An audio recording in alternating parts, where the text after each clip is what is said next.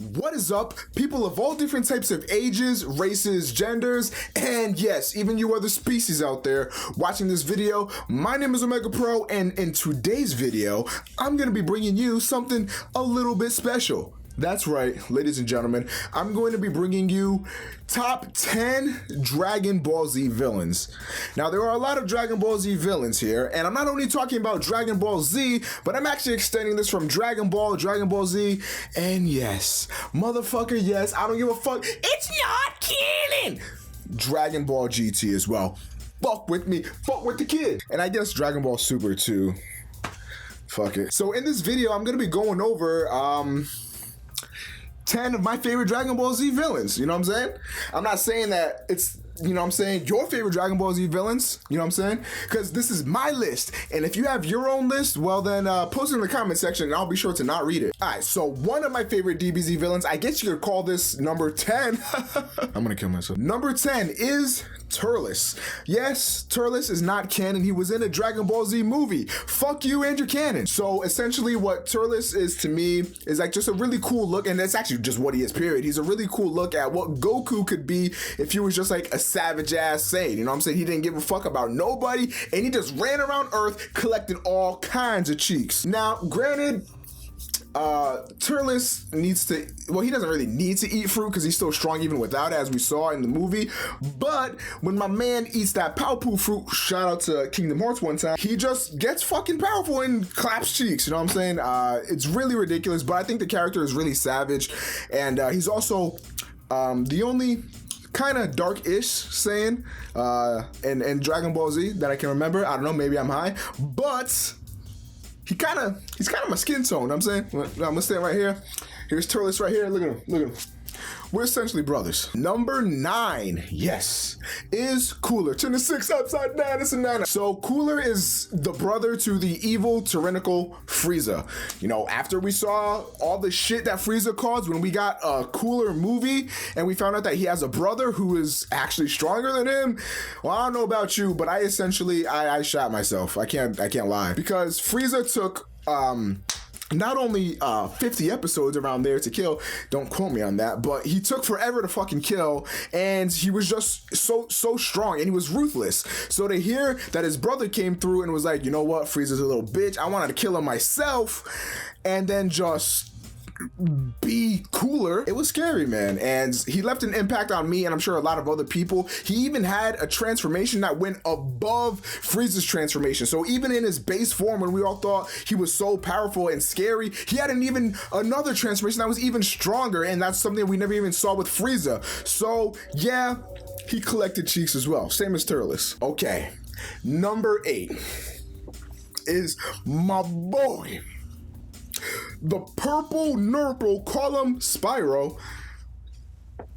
No, forget that. Number 9 is Janemba. Now, of course, I'm talking about the big yellow fat version because you need some cushion for the push. Psych! I'm talking about the transformation. Yeah, so Janemba is literally the incarnate of evil. This man is just like, hey, what's poppin'? I don't really speak, but I'ma kill you.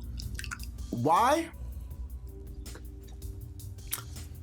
Fuck else am I gonna do? So when I saw Janemba, I immediately fell in love with this character. Now, before I even saw him in any movie or anything like that, I think the first time I remember playing as him, it may have been in one of the early Dragon Ball Z games, I think like maybe Tenkaichi, but I really remember falling in love with the character when the game Shin Budokai came out, and he was like on the cover. He was like one of the main selling points of that game. I remember him being everywhere in the advertisements. So when I got Janemba and I was playing as him on the PSP game, Shin Budokai, and I was just spreading, I was like, this character is dope as shit.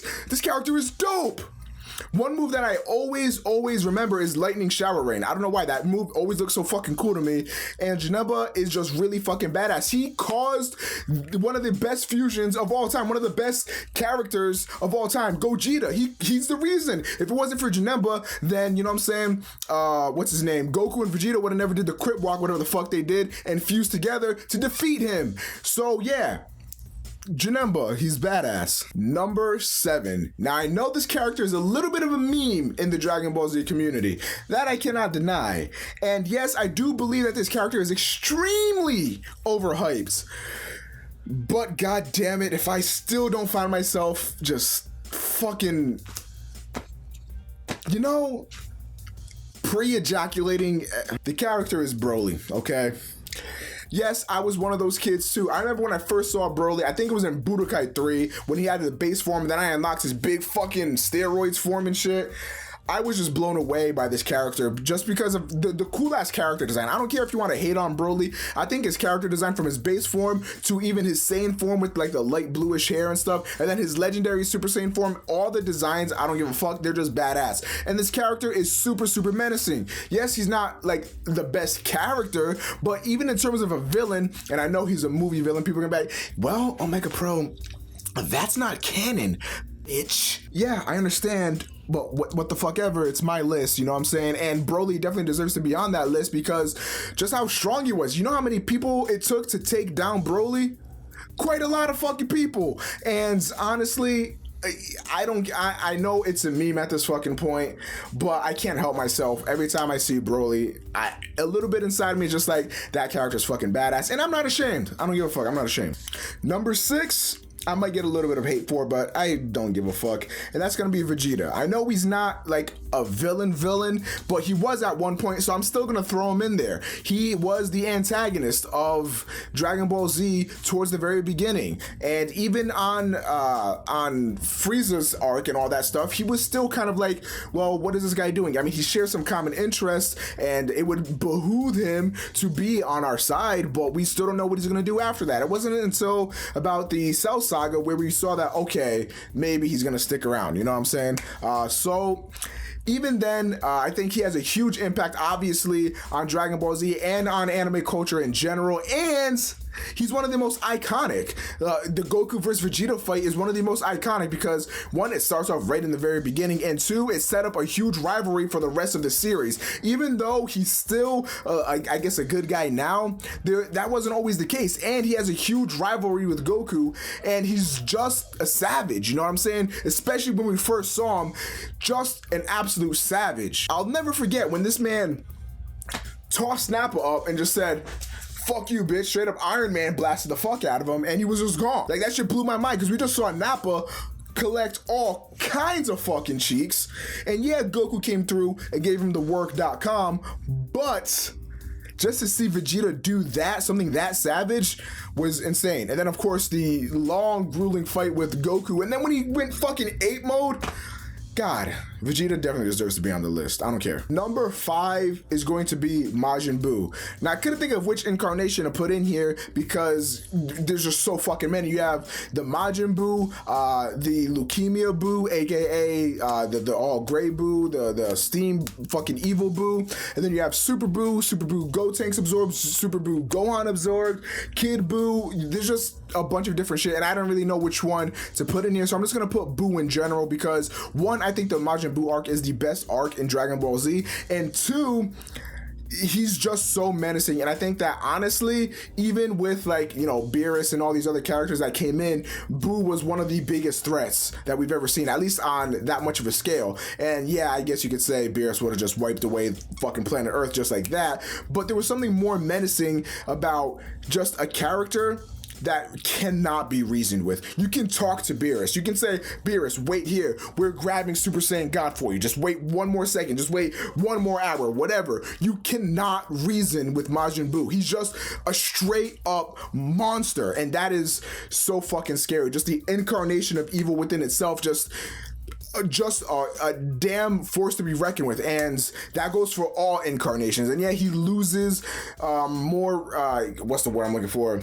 More reasonability? Fuck you. Fuck your Google in your goddamn dictionary. But with each incarnation, with Super Buu and then Kid Buu, he becomes just more of a just destruction. You know, he cannot be reasoned with at all. And it's just, I don't know, man. Buu is just one of my favorites for sure. Number 4. This one is gonna be a little rough for me. I'm just putting a target on my back right now, but I'm ready for it. I'm ready. It's going to be Baby. From Dragon Ball GT, of course. Now, for those of you guys that might be asking yourselves, well, what the fuck? Why Baby? The main reason is because out of all the characters that I can think of in Dragon Ball Z, the only one with like a legitimate reason to do any of the things that he's doing is Baby. And the reason why is because the Saiyans wiped out his entire fucking race, and he's here for some fucking revenge. Similar to Frieza. Frieza wiped out all the Saiyans, so you see Vegeta, he's like, yo, fuck Frieza. That man destroyed everybody I ever cared about. He literally made me extinct. You know, literally extinct. Him and Goku are the only full-blood Saiyans. Everybody else is just a fucking mudblood. You know what I'm saying? You like that? Like that reference, baby girl? How you feeling? So in a way, Baby to me is kind of like Vegeta in a way. Like Vegeta went down the wrong path and never got steered back in the right direction by Goku and friends, you know? Maybe that could have been what Vegeta was like, of course, with a different moveset, different powers and all that type of stuff. But Baby was still extremely, extremely powerful. And I'll never forget when there was the golden Baby Ape form that caused Super Saiyan 4 to come about and everything. Just amazing. And Super Saiyan 4 is my favorite transformation of Super Saiyan, and we have Baby to thank for that. So yeah, I'm gonna go ahead and say Baby. Number 3 is going to be Lord Beerus.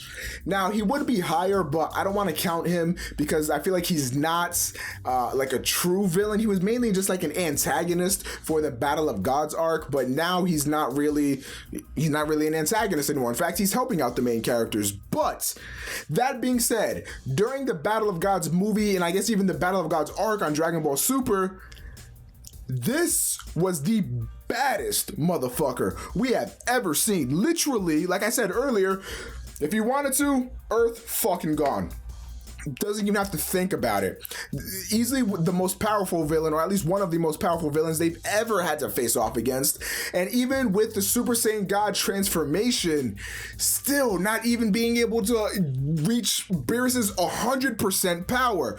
In terms of raw power alone, he's definitely up there. But the reason why I love this character so much is because he's just that, a character. He's funny, he's scary, he's menacing, he's everything that you want to put into a character. He's fun, you know, he can be comic relief or he can be there when things get fucking serious.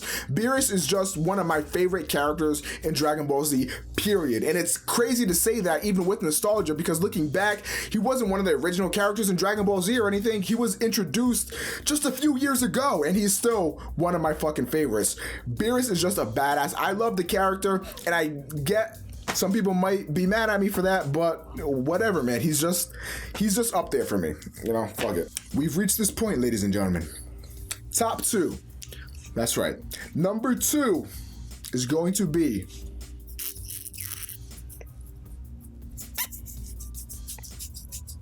Frieza. Now, Frieza single-handedly defines Dragon Ball Z to a lot of people. That was when the show first started getting like really, really serious. Like with Raditz coming through, Nappa, Vegeta, everything was pretty serious at that point. But the show really started taking off and becoming so great in so many people's eyes during the Frieza arc and everything that went on with Frieza and how menacing Frieza was, and finding out that once you caught up to Frieza's power, there was a transformation. But once you caught up to that one, there was another transformation. And then once you caught up to that one, there was another transformation. And when the wits end, when the battle is nearly over, when Goku is almost done with Frieza, there's another one. He goes 100%. And it always seemed like he was a cockroach. Like you could not kill this thing. You would squash it. It would be like, hey, what's bragging, blood? You ain't kill me. It would just seem like Frieza cannot be defeated. And it was so awesome to see the destruction of Namek, everything he caused, all the innocent lives that he killed, and just how powerful he is. It brought about what changed anime in almost everybody's eyes. What changed Dragon Ball Z in all of our eyes. We kept hearing the stories about this legendary Super Saiyan. We even thought there were a few times when Goku or Vegeta hit that pinnacle of Super Saiyan when we thought, wow, they're so strong. Is this the legendary Super Saiyan? And then we finally see it. When Frieza kills Krillin and Goku goes Super Saiyan, we finally get our first look at that transformation, and it was fucking dope. And last but certainly not least, my favorite villain in Dragon Ball Z.